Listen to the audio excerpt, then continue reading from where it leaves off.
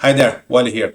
In this video, I'm going to present one project that will help you to learn, or at least the way that you search information using Ansible-Doc. So if you are familiar with Ansible, Ansible-Doc is one utility that will help you providing the information that you need about the Ansible modules, how to use some examples, all the description about different modules. So in this video, I'm going to drive you in a small example. We'll do some queries. We'll see in the real life how to do this like via CLI. And in the end, I'm going to show you the application and the result and how to do this amazing and easy, at least in my opinion, easy way to search for the information. Like the result will be the same, nothing will change, but I believe you will love. If you're not yet subscribed to this channel, please go for it. Don't miss any new video. Hit the bell, hit the button, subscribe, and once I release a new video, you'll be notified about it. Let's not spend more time. Feel free to get your preferred beverage, have a seat, and enjoy the video. Let's start this video by this playbook. Basically, we have this play. This is the play level. We have the playbook name as a video demo. The host that this play will be targeting is just my local host. This is a pretty simple, pretty straightforward playbook just to show you some idea about the tool that I created. So we have the gather facts. It is false. I'm not gathering any fact from the clients. And then I have my tasks. Here you can see that we have 3 tasks starting by the hyphen. Then the first task is example from Ansible Playbook, and then this is gonna do a ping, just a basic ping. This is gonna collect some facts. This is the name, this is the description, and this is the module.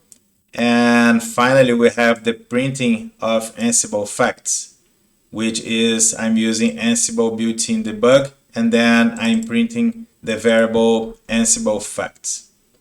The main point here is once you start working with Ansible, how do you know or how do you remember like ping and setup and debug, this kind of stuff.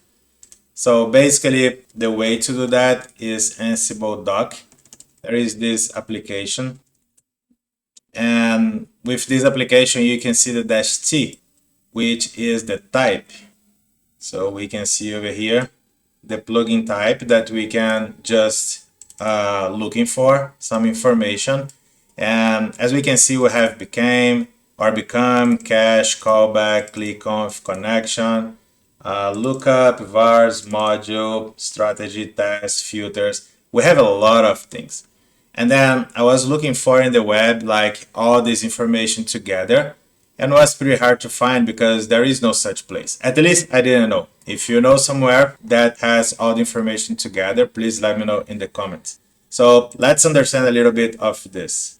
One thing that I would like to call your attention here is for this. The default will be module.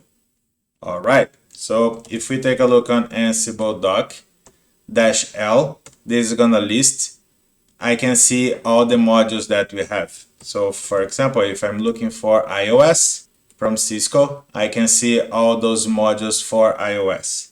If I'm looking for AWS, I can see a bunch of stuff about AWS.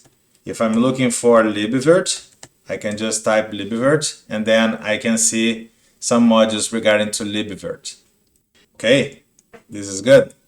So you remember -t and module is the standard, which means if I put -t module and -l to list, this is the same as this command with no -t. Okay, we saw outscaling group info. If we add that back, we can see the same information. Amazing. Let's take a look on this one again. We can use the head.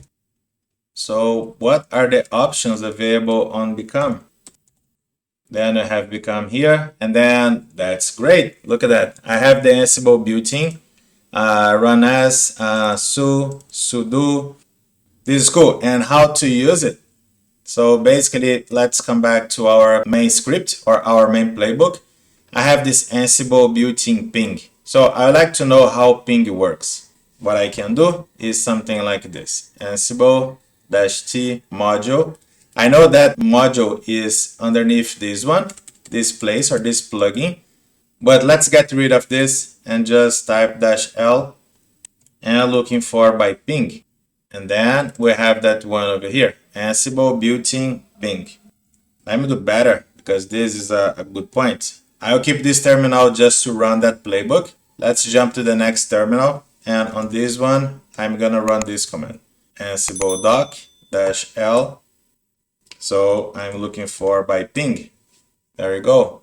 We have this one here. I'm gonna copy. I could get out from this one and use the same terminal, but once I like to speed up the process, let me open another terminal. You can see that I'm using a virtual environment. If you have no idea about virtual environment, take a look in the cards. I have an amazing video talking about virtual environments in Python. So in order to consume that information, ansible-doc, and I can paste, not this one. I can copy this and just paste. And then I can see the description of this module. So basically this is going to show us all the attributes, everything that I can have or I can use, some additional information. And for most of the plugins or modules that we have, you can see this section called examples, which is amazing. You can basically copy and paste, and this will definitely speed up your process, okay? So if we take a look on the top, a trivial test module, this module always return pong on successful contacts. Basically, that's it, okay? Now we know how ping works. And then there is this one, setup. Okay, what setup do? If I have no idea, I like to go to the top, looking for setup, and then we can see gather facts about remote hosts. This is great. Then how can I get some additional information? This one. Let me copy this one. Let me get out, clear the screen, remove this guy, paste, and now I can see the setup module. I can see all the options. I can see everything I can do, gather. But again, you can always go straight to the examples because we have amazing examples in this section. And then, for instance, I can use Ansible built-in setup. I can set up some subset. I can get, I can avoid, I can skip all and just get factor. I can do things like this. But again, let's keep it simple. I just would like to get the module. This should be enough, okay? Let's return to the code. And then I have another one, which is debug. Wally, what is debug? I have no idea. So let's take a look. Print statement during execution.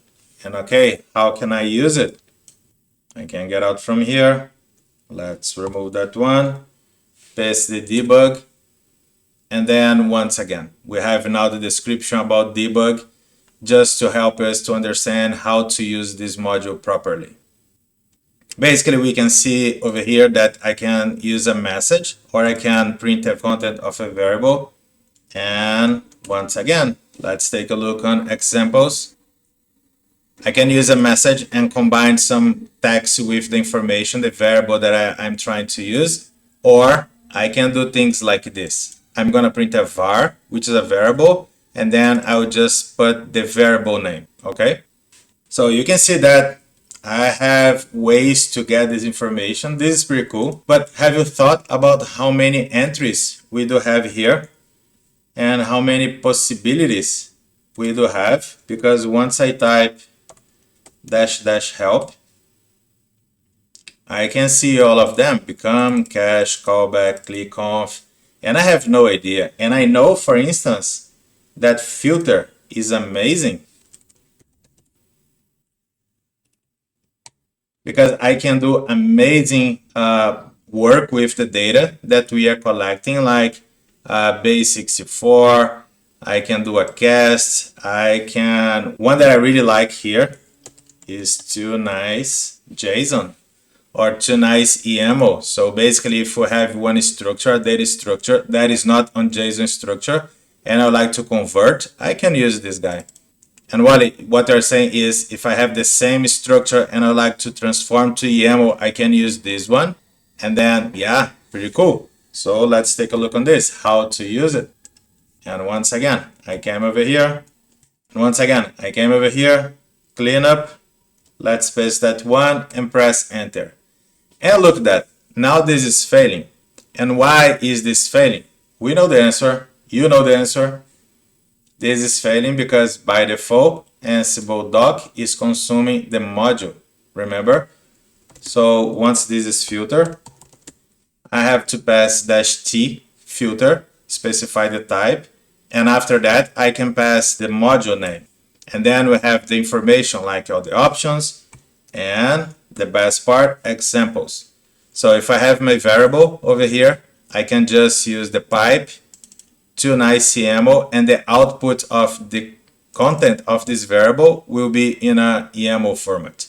If I use to nice JSON, the content of this variable will be printed as a JSON output. Okay? Okay, we just saw how to check the documentation, how to get the information that we need just to help us to print out the information over here. And then if I like to call this playbook and execute it, I can just run ansible playbook. And what is the name of the file? We can see video. Let's call video. And check this out. We have the play. The play is over here. The name of the play, video demo. This is the play. Then we have our first task, example from Ansible playbook, which is this one. So the machine was able to ping. That's okay. We got the response. We are printing the Ansible facts content. If you see, this one is commented out, so was not executed. And we are printing the content of this variable. And why there is no content? Why nothing is here? Because I'm saying, hey, gather facts equal false, which means I'm not gonna get any facts at this moment. I'm just running the play, I'm not getting the facts, and I'm printing, or at least I'm trying to print some output over here. If we came to this portion and remove the comments, let's execute once again. Let me clean up the screen, execute it, and let's scroll up to the top. And now we can see, like, same play, we are collecting, doing the ping, collecting the facts, which is this one. Right now there is no output. And here I'm printing the content of Ansible fact. And we have like a huge list of dictionaries and lists and a lot of information in this place, which is amazing, which is pretty good. Okay. All right. The main point here is, let me bring the project page. This is the GitHub. The link is going to be on the description area as well. I call this ansible-doc-html because it's pretty user friendly, and this is the main idea. So if you like to give it a try, do not spend any time, just copy those lines. This is gonna download the source code of this page, the GitHub. This is gonna change the permission to executable, and here you can execute it. And this is gonna run, collect all the information. And this is going to create a directory called doc inside the folder that you are running this script. The main point is you see a lot of files underneath this directory, but just go and open index.html. And why is that? Because you see something like this. You can see the main page. This is in my local directory. And on the left menu, you can see a bunch of types, different types. So become, we have 14, cache, we have 8, callback, 43, click-conf, 29. So once you click in one of them, you can see all the lists, and then there you go. This is pretty similar to what we did here, like see. But now, in this case, I'm using the CLI. I have to go and search and do my query over here. But this, I have the browser. I can just go in the browser, open, and search. Like type a Ctrl F in your keyboard, and then there you go. If you scroll down a little bit more, I did exactly this. I typed Ctrl F. I was looking for this EDO, and you can see the information. You can just click in the page, and then you have the same information on your right side.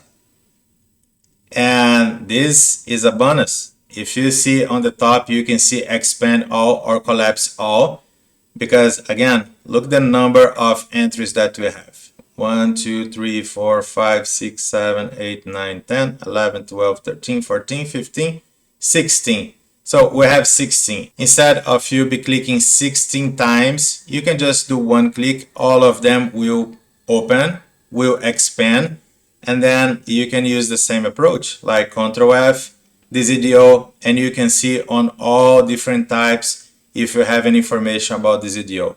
Same for files, same for iOS, same for any module that you like to see. This is definitely pretty useful.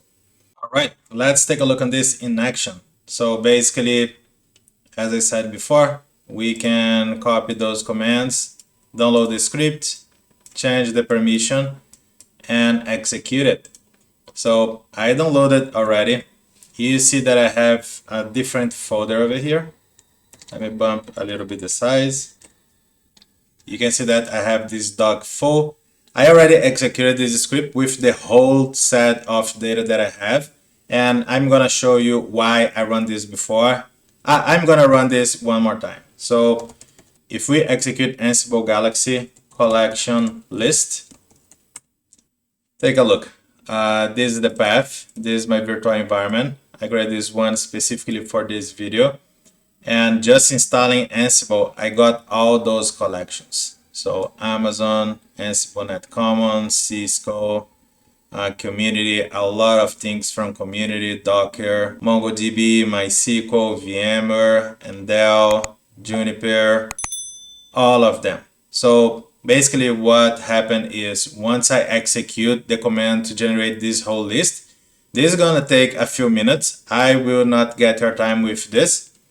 What I'm gonna do here is just, let's play a bit.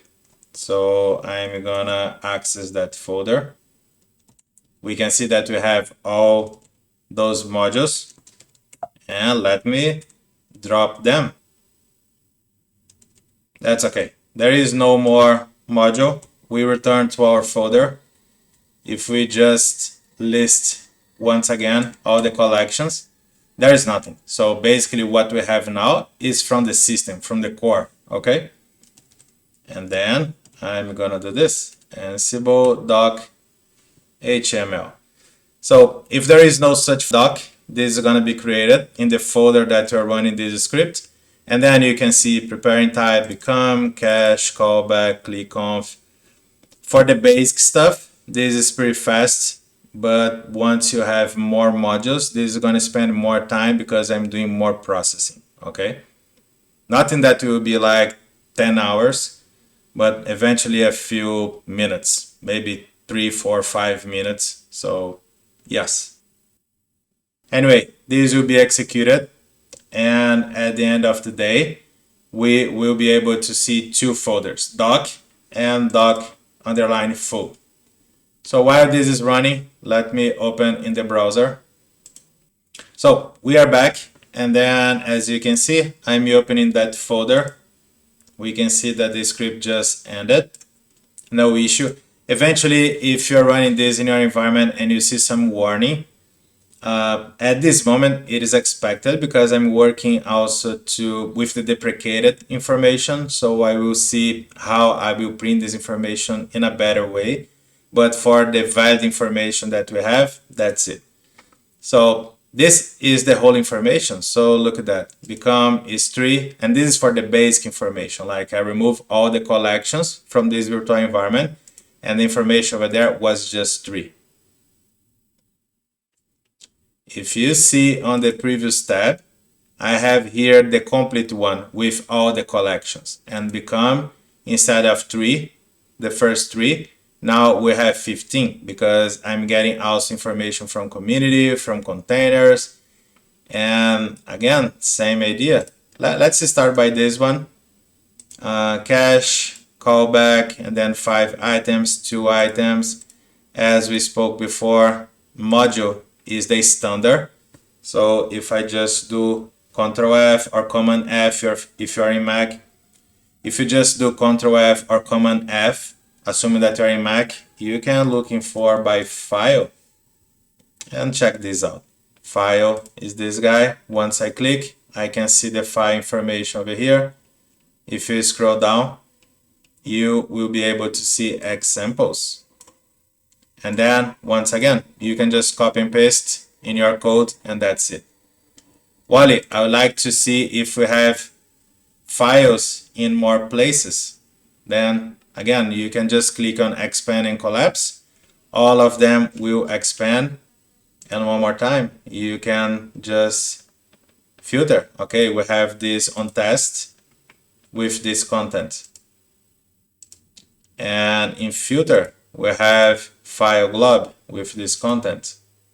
On lookup, we have file for lookup and file glob on lookup as well.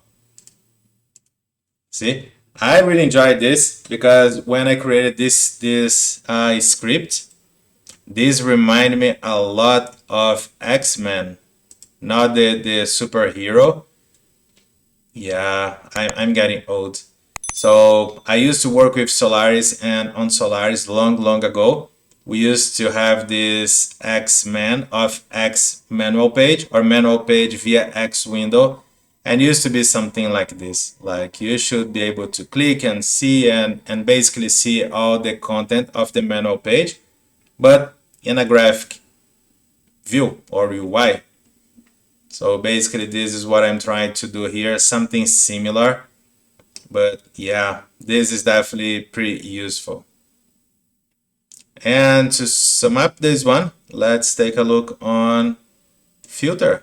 As I said before, remember that I said one that I really enjoy, too nice.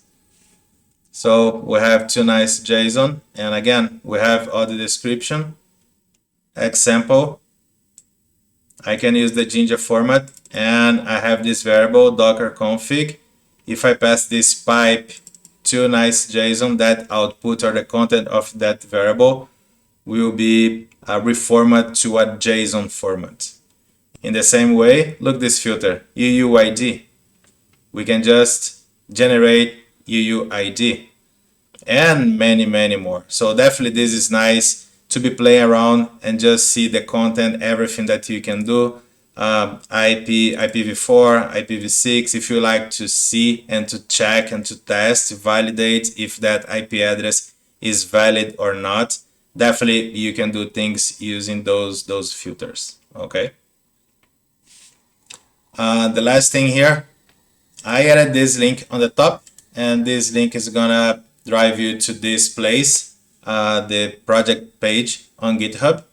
If you have any question, idea, feedback, feel free to click on this button, issue, new issue, sign up with your account, and feel free to let me know what you like to see in this little guy.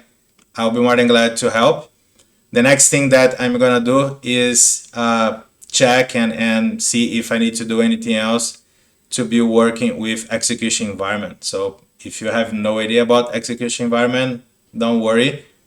Pretty soon we are gonna talk about Ansible automation platform, aux, the upstream, the downstream, all the versions, but basically this is used with Ansible automation platform. So feel free to go in the Google for it, execution environment and Ansible automation platform or AAP. You will really enjoy it. That's it for today. I hope you enjoyed this video, and I hope you enjoyed this little guy. So definitely this is helping me already to improve my knowledge about Ansible, and I hope this help you as well. If you know someone that's already working with Ansible or someone that is learning Ansible at this moment, feel free to share and feel free to let me know in the comments if you have an additional question. All right? I'll see you in the next video. Bye.